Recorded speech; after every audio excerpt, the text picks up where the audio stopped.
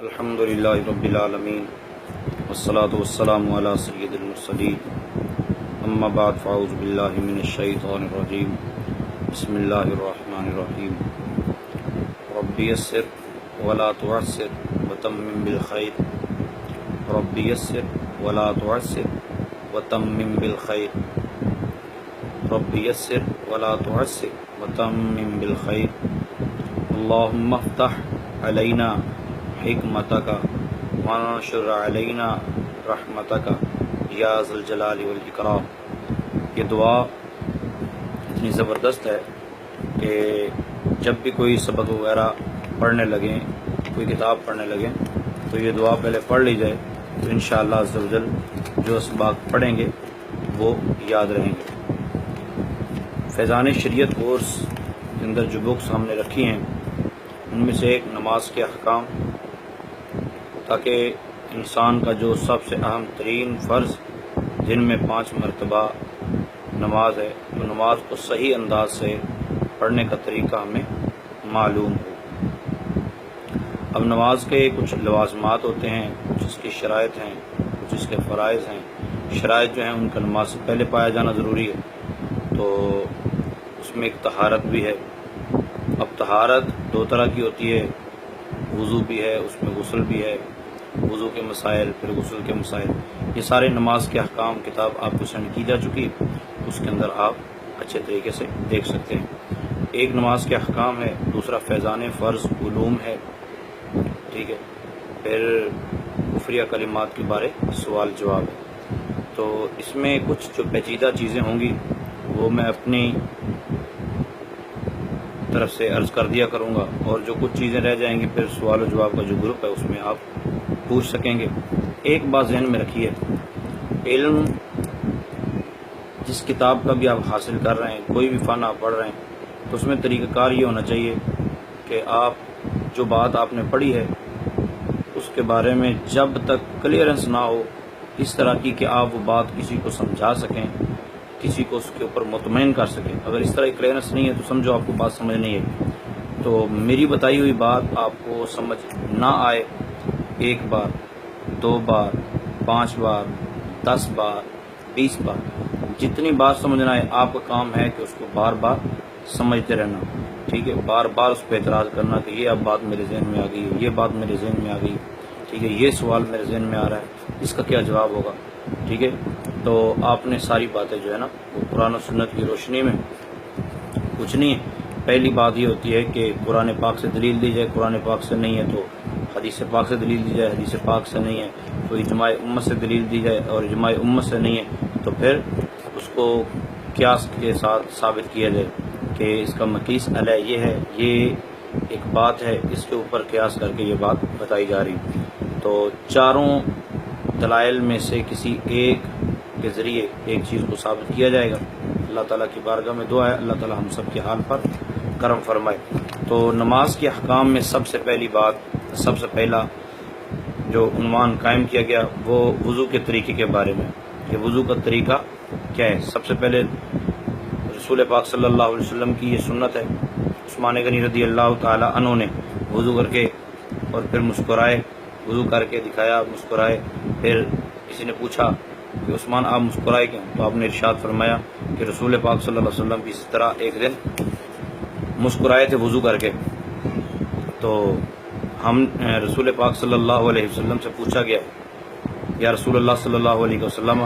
آپ کیوں مسکرائے ہیں، تو نبی پاک صلی اللہ علیہ وآلہ وسلم نے یہ ارشاد فرمایا کہ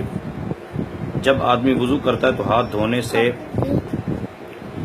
نبی پاک صلی اللہ علیہ وسلم نے ارشاد میں جب آدمی وضو کرتا ہے تو ہاتھ دھونے سے ہاتھوں کے، چہرہ دھونے سے چہرے کے، سر کا مسح کرنے سے سر کے، مطلب جہاں جہاں سے وضو کا پانی لگتا جاتا ہے اور گرتا جاتا ہے وہاں سے گناہ جھڑتے جاتے ہیں۔ پھر گناہ جھڑنے کی ایک اور حکایت بھی بیان کی گئی ہے۔ پھر نبی پاک صلی اللہ علیہ وسلم کا ایک ارشاد گرامی پیش کیا گیا جو حضرت انس رضی اللہ تعالیٰ عنہ کو رسول پاک صلی اللہ علیہ وسلم نے ارشاد فرمایا کہ بیٹا اگر تم ہمیشہ وضو رہنے کی استطاعت رکھو تو ایسا ہی کرو، یعنی ہمیشہ باوضو رہو، کیونکہ ملک الموت جس بندے کی روح حالت وضو میں قبض کرتا ہے اس کے لیے شہادت لکھی جاتی ہے۔ مطلب ہر وقت باوضو رہنا، جو طریقہ ہم سیکھیں گے اس کی کتنی بڑی اہمیت ہے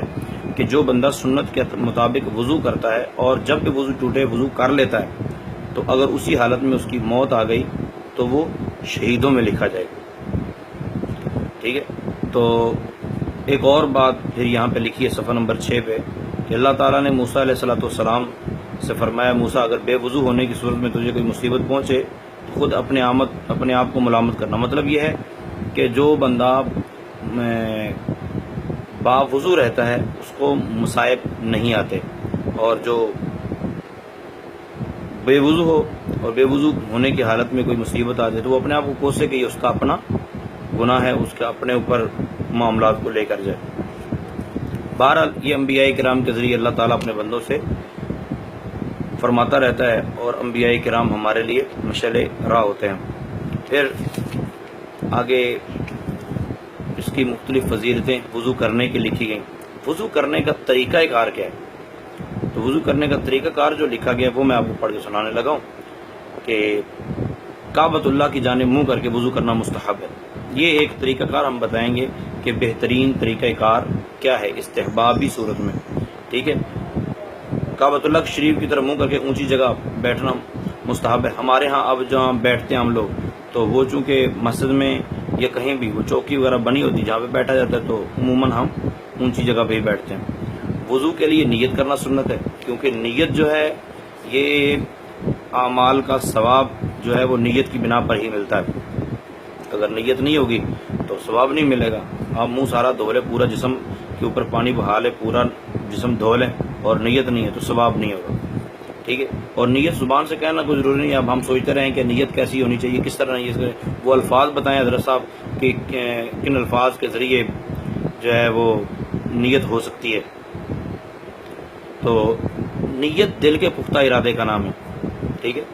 کہ آپ دل سے ارادہ کریں کہ میں اللہ تعالیٰ کی رضا حاصل کرنے کے لیے وضو کرنے لگا ہوں۔ ٹھیک ہے، زبان سے کریں تو اچھی بات ہے۔ اچھا، پھر بسم اللہ والحمد للہ کہہ کے وضو شروع کرنا ہے۔ ٹھیک ہے، اب بسم اللہ والحمد للہ کہنے کا فائدہ کیا ہے کہ جب تک باوضو رہیں گے فرشتے نیکیاں لکھتے رہیں گے۔ اب دونوں ہاتھوں کو یہ پہنچتا ہے یہاں تک، دونوں ہاتھوں کو یہاں تک دھونا ہے، دونوں ہاتھوں کو 3 بار، کیونکہ ہر عضو کو 3 بار دھونا یہ سنت ہے رسول پاک صلی اللہ علیہ وسلم کی۔ ٹھیک ہے، پھر دونوں ہاتھوں کی انگلیوں کا خلال بھی کرنا ہے اچھے طریقے سے، تاکہ پانی کی کوئی جگہ رہنا چاہیے، انگلیوں کا خلال کر لیا جائے۔ ٹھیک ہے، اور پھر مسواک کرنا۔ رسول اکرم صلی اللہ علیہ وسلم کا ارشاد گرامی ہے کہ اگر میری امت پر مجھے گرا نہ لگتا تو میں مسواک کو فرض کر دیتا کہ ہر نماز کے وقت جب وضو کرنے لگے تو مسواک کریں۔ تو مسواک کرنے کا بہترین طریقہ یہ ہے کہ 3 مرتبہ دائیں اوپر والی سائڈ پہ، اور پھر 3 بار بائیں۔ ٹھیک ہے، مطلب پہلے دائیں طرف اوپر نیچے، پھر بائیں طرف اوپر نیچے، اس طرح مسواک کر لیجیے۔ اور مسواک یہ بعض لوگ چلتے پھرتے مسواک کرتے رہتے ہیں، یہ درست انداز نہیں ہے۔ جب پانی کے پاس بیٹھے ہوں اس وقت مسواک کرنی چاہیے، اور مسواک کرتے وقت بھی نیت یہ ہو کہ میں قرآن پاک پڑھوں گا، نماز پڑھوں گا، ٹھیک ہے، اللہ تعالیٰ کا ذکر کروں گا، جو میرے منہ سے بدبو نہیں آئے گی، میرا منہ پاک ہو جائے گا، صاف ہو جائے گا۔ پھر 3 بار کلی کرنی ہے۔ ٹھیک ہے، کلی کرنی ہے کہ منہ کے ہر پرزے پر، ہر جگہ پہ وہ کلی کا پانی پہنچ جائے، اور ممکن ہو تو گرگرا بھی کیا جائے، اگر روزہ نہیں ہے تو گرگرا کر لینا چاہیے۔ اور پھر سیدھے ہاتھ سے ناک میں پانی چڑھایا جائے۔ ٹھیک ہے، اب یہ نرم گوشت ہے، یہاں تک جہاں تک نرم ہڈی شروع ہوتی ہے تو یہاں تک پانی چڑھایا جائے، لیکن بعض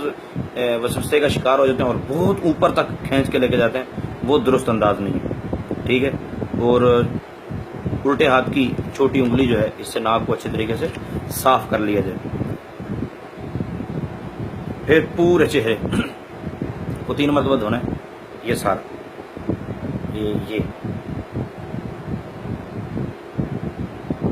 یہ چہرہ ہے۔ ٹھیک ہے، جہاں عموماً کسی کے پیچھے تک بال نہیں ہے تو عموماً جہاں تک بال ہوتے ہیں وہاں تک دھونا فرض ہے، 3 مرتبہ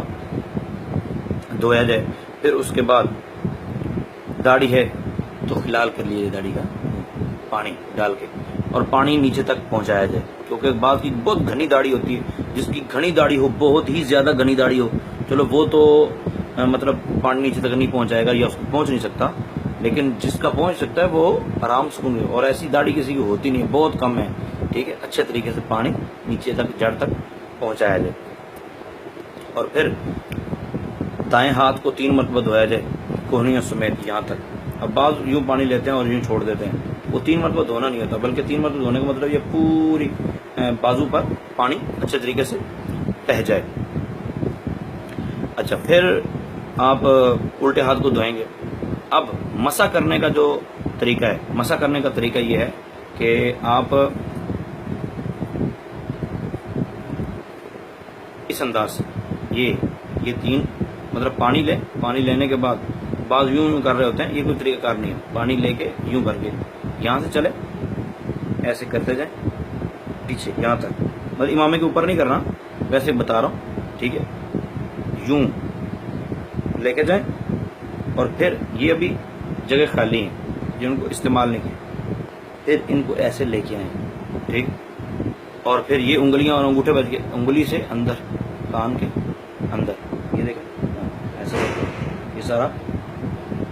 ٹھیک مسح کر لیا جائے، پھر اس انگوٹھے سے کان کی پچھلی سائڈ کا یہ، ٹھیک ہے، اور ہاتھوں کی پشت جو ہے اس سے پیچھے گدی کا مسح، ٹھیک ہے، گردن کی بیک سائڈ جو ہوتی ہے اس کا مسح کرنا، اس سے مرگی کا دورہ نہیں پڑتا۔ تو اب یہ اس طرح مسح ہو جائے گا۔ مسح کے بعد پھر آپ نے پاؤں دھونے، ٹھیک ہے، پاؤں دھونے گھٹوں تک، یعنی جو ٹخنے ہیں ٹخنوں سمیت پاؤں کو دھو لینا ہے۔ اچھا، پاؤں کی انگلیوں کا خلال بھی کرنا ہے، یہ بھی سنت ہے۔ یہ وضو کا ایک عام سمپل سا طریقہ تھا، ابھی کوئی اس طرح کا پیچیدہ مسئلہ نہیں آیا جو آپ کو سمجھنا ہے، تو آپ اس کو پڑھ لیجئے، ٹھیک ہے، آپ کے پاس جو نماز کے احکام ہے اس کا مطالعہ کیجئے، اور آپ نے جنت کے 8 دروازے کھل جاتے ہیں، یہ پیج نمبر 12 ہے، یعنی وضو کے بعد جو دعا پڑھی جاتی ہے اس دعا تک آپ نے اس کا مطالعہ کرنا ہے۔ پھر اس کا مطالعہ کر کے سب سے زیادہ فائدہ آپ کو تب ہوگا، کیونکہ اب ہم براہ راست سن نہیں رہے ہوں گے نا سبق، کہ آپ سبق ہمیں سنائیں، تو اس کا طریقہ کار یہ ہے کہ آپ کسی کو سمجھا دیجیے، ایک بار سمجھائیں، 2 مرتبہ سمجھائیں، 3 مرتبہ سمجھائیں، پھر وہ چیز آپ کو ازبر ہو جائے گی، مطلب یاد ہو جائے گی اچھے طریقے سے۔ تو جواب میں آپ نے صرف اتنا بتانا ہوتا ہے کہ جناب میں نے یہ سبق پڑھا تھا، ٹھیک ہے، اور میں نے اتنوں کو بتا دیا، اتنوں کو سمجھا دیا، 1 کو سمجھایا، 2 کو سمجھایا، 3 کو سمجھایا، ٹھیک ہے، 1 بار سمجھایا، 2 بار سمجھایا، 3 مرتبہ سمجھایا، اس طرح آپ نے جوابی طور پہ یہ بتانا ہے کہ میں نے اتنے لوگوں کو سمجھا دیا، تاکہ آپ کو آپ کے بارے میں کلیئر ہو سکے کہ آپ کو بات سمجھ آئی ہے یا نہیں۔ ہاں، ان کو پڑھتے ہوئے اگر آپ کے ذہن میں کوئی خلش، کوئی معاملہ آ جائے تو وہ آپ نے پوچھ لینا ہے کہ اس سوال کا جواب کیا ہے۔ ایک طریقہ کار تو یہ ہے۔ دوسرا کہ سبق میں نے آج پہلا پڑھا دیا، ٹھیک ہے، آپ کے ذہن میں کوئی بات آتی ہے کہ اس کو اس انداز سے نہیں، اس انداز سے ہونا چاہیے تھا، تو وہ بھی آپ مشورہ دے سکتے ہیں تاکہ آسان انداز سے بات کو آپ تک پہنچایا جا سکے۔